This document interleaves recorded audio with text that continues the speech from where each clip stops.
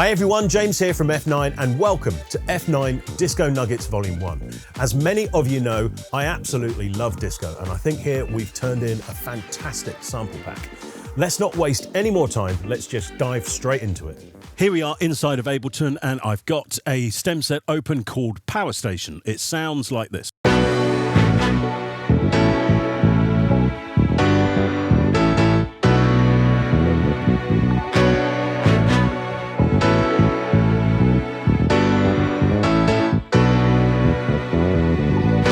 And we stemmed everything out as much as we possibly could on this release. Every single one of the 12 main themes has two musical sections. Here's the other section to this.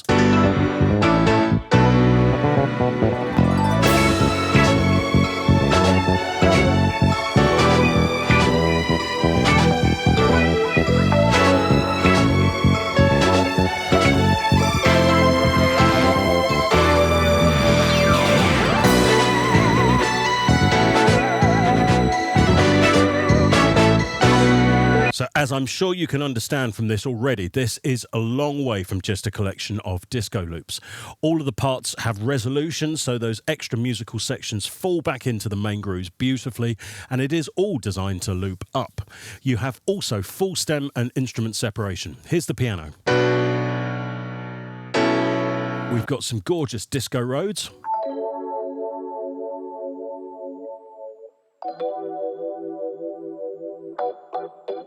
All of that modulation there was created by a vintage phaser pedal and a nice stereo chorus. The brass sections on this are actually separated out.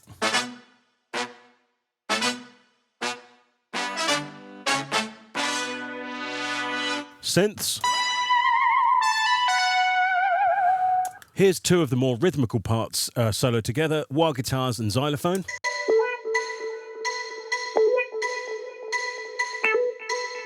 And every single part of this has been chopped into a collection of loops, and they are available by instrument type. Brass loops there, bass loops, guitar clips, and wherever possible we've put them in the correct format to be tempo synchronizable for your DAW.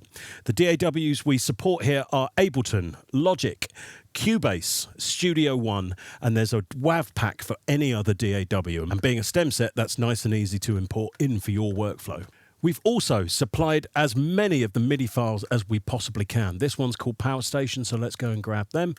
And you can see I can literally just pick them up and drag them straight in. We've even managed to convert many of the live parts here using Melodyne and some careful post-editing. And the great thing is here, you can actually dissect and see musically how all of these things are working, including an awful lot of the tricks that we've used that were common in disco records of the time. So a great source of information. Here's another stem set I've got open inside of Logic called Chrome.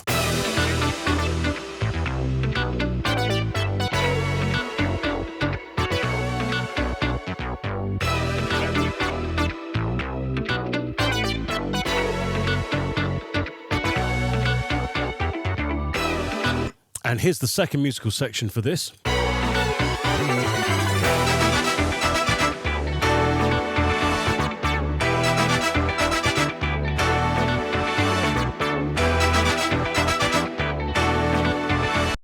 In addition to the main 12 themes, there are these smaller additional themes called Disco Juice.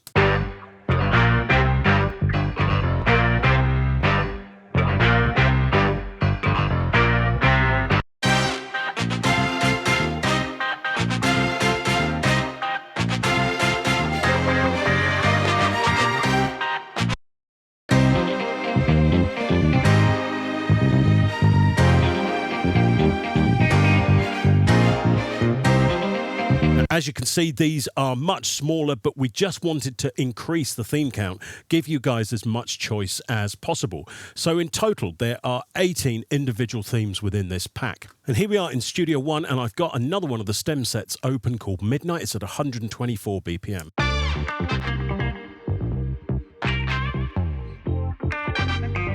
Now, This is just concentrating on the music, the whole release.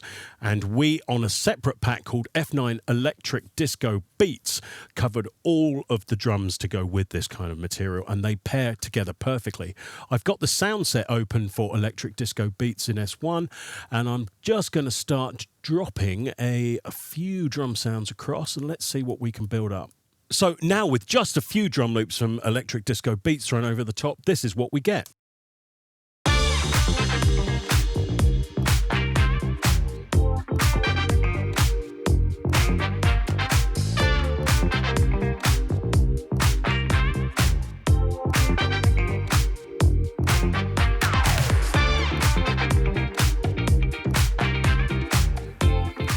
But the one thing I've always found so very alluring with disco is looping particular sections, finding those little bits of magic. Let's have a look at how we can use that kind of workflow with these stems. One of my favourite things to do in stem sets like this is to look out for those interesting little loops you can find.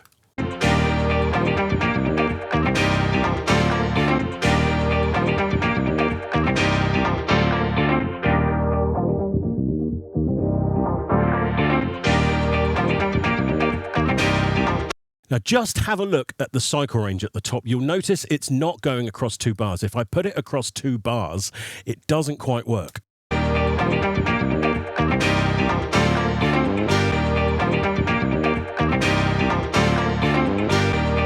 And this is where you want to be really clever, and you want to check by moving your cycle locators backwards and forwards where the best loops are available. Let's just put the synth back in and see what happens here.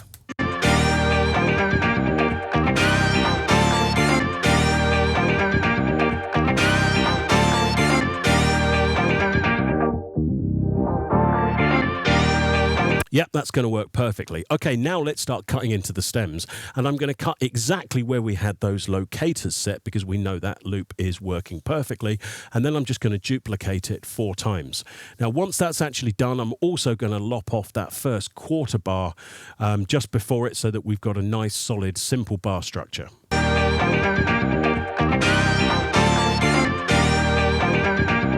Okay, I'm quickly going to group all the music up together. Every single type of DAW now pretty much has the ability to do this. It's called track stacks inside of Logic. I'm leaving the bass separate, so we've got control over that, and you'll see why in a minute. Let's just call that music. And I've got an auto filter across it.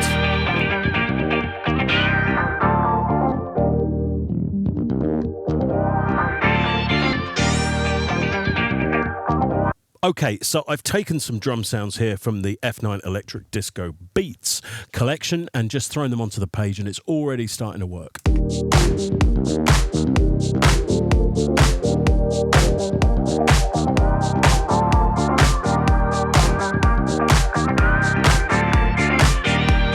And that's just because we found that interesting little loop. So the first thing I'm going to do is I'm actually going to take the bottom end out of the music. We want a little bit of filter drive, but I want to keep the bottom end clean.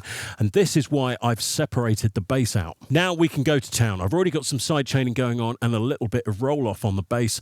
Let's see what we can do to really make this bass poke out.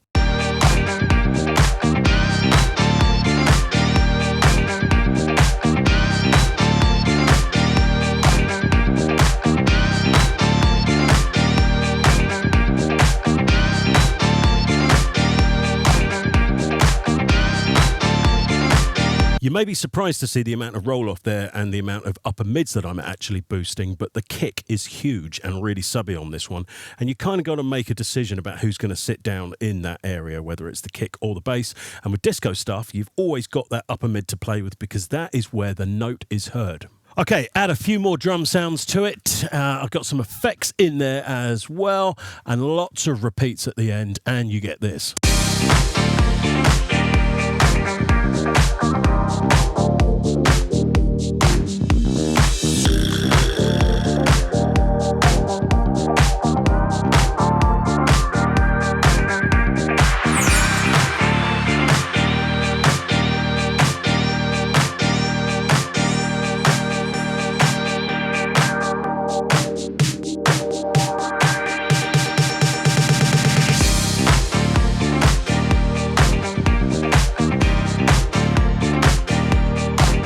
And right there, I've just been reminded about how much I love disco house. Now, as we mentioned earlier, we cut all of this material into a whole collection of loops, but we did not stop there with the disco scissors. We went right down and started cutting out individual one-shot hits, chord hits, mini riffs, you name it, we did it. We got it down to about 2,000 individual samples, then took that sample pool and created a whole series of sound menu patches with those laid out across the keyboard. And they are so much fun, I can't tell you. Let's have a look at how you can use those in your productions now. So let me just explain what we've done. We've taken every single bit that we possibly could and chopped it out of the stem sets, made sure it's nice and carefully edited, and then laid it out across the keyboard. And there are multiple patches on the big stem sets. So in other words, you may find the first patch will contain the bass instruments, and then 2 following patches will contain the actual musical elements. With the Disco Juice sections, which is the one I've got loaded in here, we were able to get everything kind of on one key span because it's a smaller amount of music. Here's a quick example of just playing through some notes.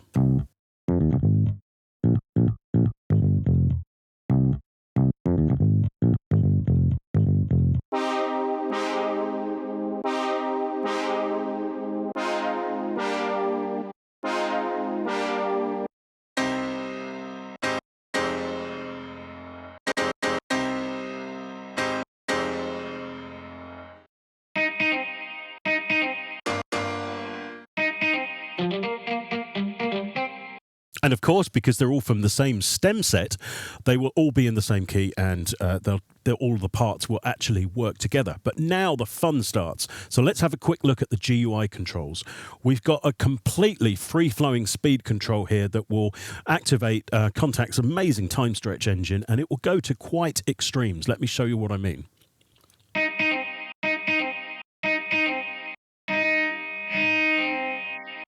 And you can hear it start to granulise just at the end there.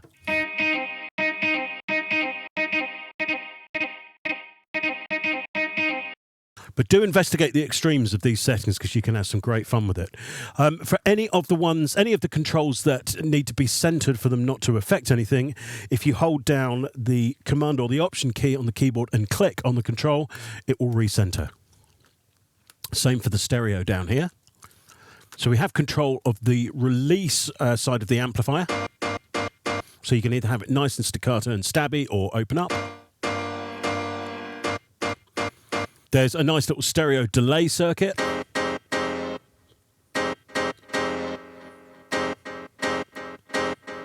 Plate reverb.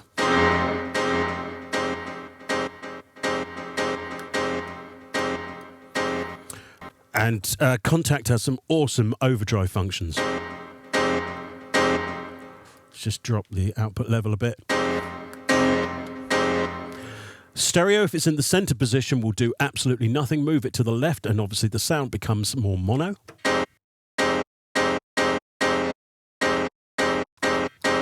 And we get into pseudo stereo territory as you move outside. And to finish off, we've got a high pass and a low pass filter with resonance controls as well. Let me just jack the resonant up a little bit on both of them.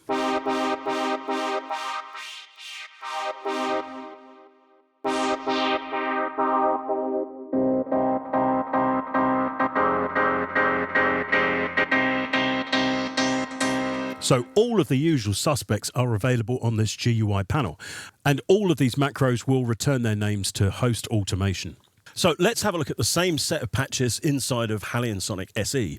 But you might say, James, what is this trickery? You have Halion Sonic running inside of Logic, not Cubase. Well, Halion Sonic is a completely free plugin for anybody. It will work with AU hosts as well as VST. All you got to do is sign up for it here on the Steinberg website. And for us, it's useful because it handles round robins perfectly, and it's potentially a really interesting cross-platform way for us to get our patches across. As you can see, we've got a set of macro controls at the bottom. The first two, there's a stretch switch and a speed switch. If I change the speed, nothing will happen until I press this button.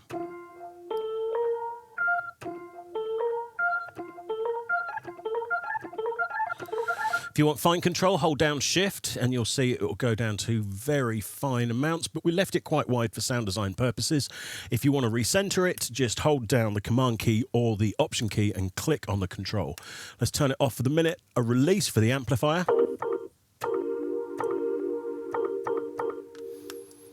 We've got a stereo delay circuit. This is the amount here. And delay feedback. Firing into a reverb circuit, and we've got a variable reverb time or decay. We've got two controls here, glue and drive, that will just help add some punch and thickness to the sound. Glue is actually a parallel compressor, and the tube style compressor that's making that effect is set with a very, very slow attack, so you can hear the wavefronts really start to bite when you turn that up. Okay, we've got an overdrive function here, and this is actually part of the low pass filter that's across all of the patches. So it's a wonderfully creamy sort of filter overdrive function. Then we head to the high pass filter. And then into everybody's favourite, the low-pass filter.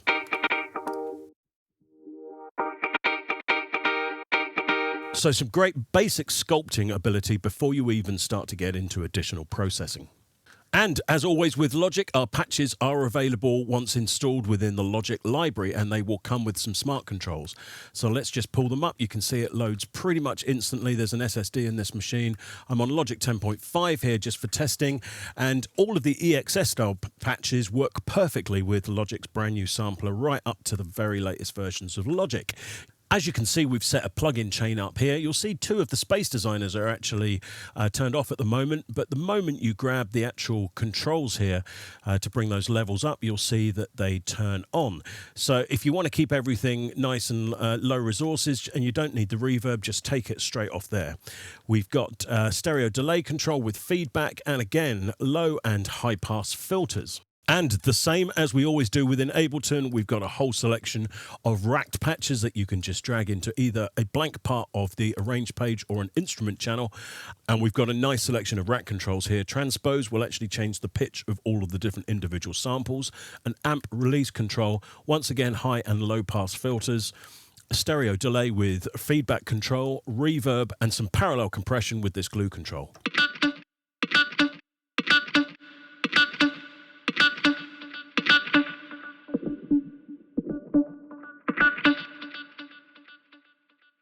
And inside of Studio One, these patches are available in the installable sound set. Just twirl it down as you would any sound set. You've got Presence XT patches and also Studio One patches that bring in a small effects chain. Just to load any of them, just drag them across. They're all fully tagged. And I'm going to the mix page and you can see it's just inserted a few effects across the channel. But now let's go and see these patches in action.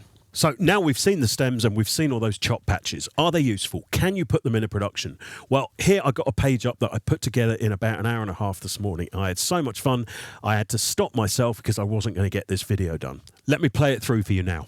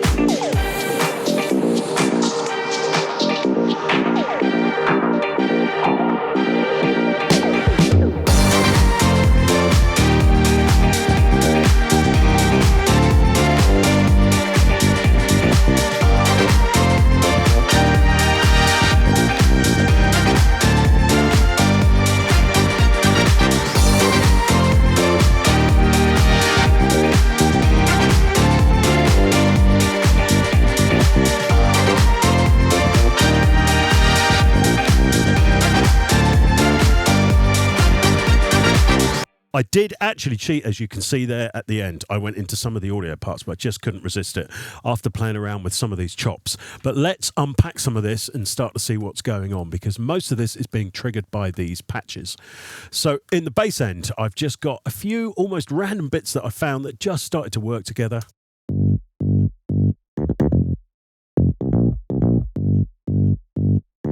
And I found this excellent little flick as well.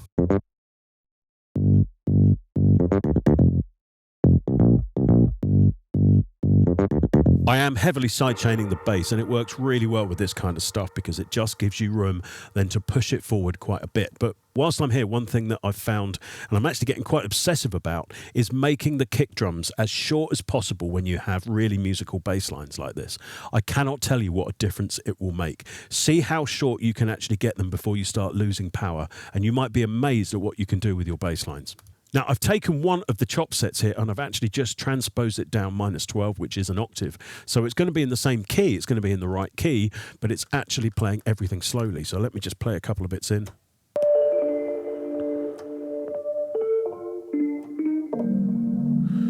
So some of them don't work, but little bits like this work a treat.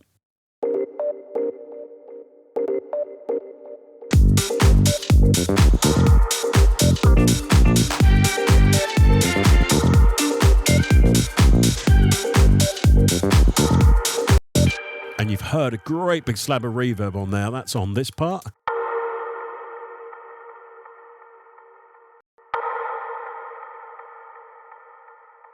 And that's literally just the built-in reverb from the rack there. There's some little guitar flicks here. But the main event is this kind of crushed string, which is one of the parts from, what's it called? It's the Mount Rushmore stem set.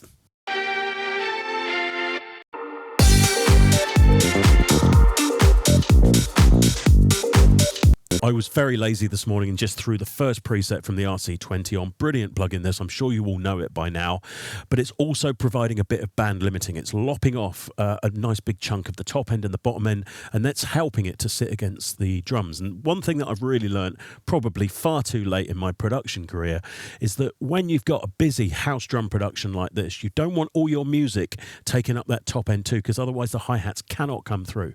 And particularly now where we're in this really tight era of drums, you really got to make sure that you are leaving room for your principal drum sounds, because otherwise it can just sound dated. So here's the string by itself. Now let's add the hi-hats. And then when you piece it all together, you can still hear everything without a mess.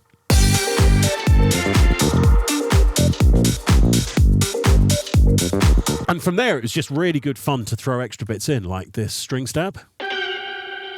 Again, nice and bad limited. These guitar parts.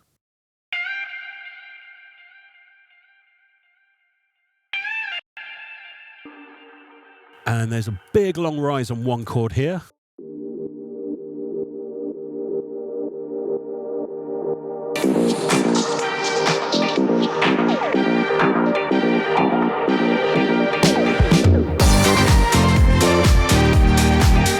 And even though I cheated here on the end, used the string line and used some of the brass audio, I did actually replay some of the piano parts. So these are triggered in MIDI from the chords.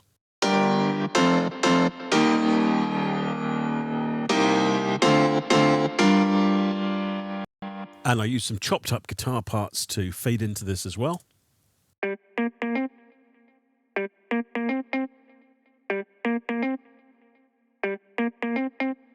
And this part as well.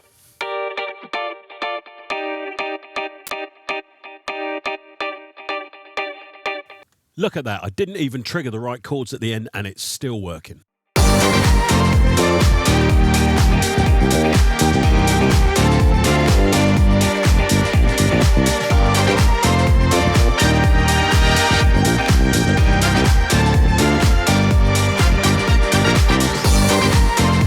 I was so pleased when I put this little demo track together this morning, because the functionality that I really wanted to get into this pack was working perfectly. All of these chop patches were working so well against the looped and stemmed material, and it was just a joy to kind of throw something together. Now, I'm going to make quite a bold statement. I don't think there is another disco sample pack on the market quite like this, and I really hope that you guys get some fantastic use out of this. If you do buy it, don't let it just sit there on your hard drive. Please investigate every single corner of it. I guarantee you there's magic in there. That's the end of this walkthrough video for F9 Disco Nuggets Volume 1. Thank you so much for watching this far. If you have, you're an absolute legend. Don't forget to hit subscribe and like if you're on YouTube for more videos like this, and we'll try and get as much content as we possibly can out this year. I hope you agree that we've really turned in an excellent sample pack here. Thanks so much for watching, and we'll see you next time.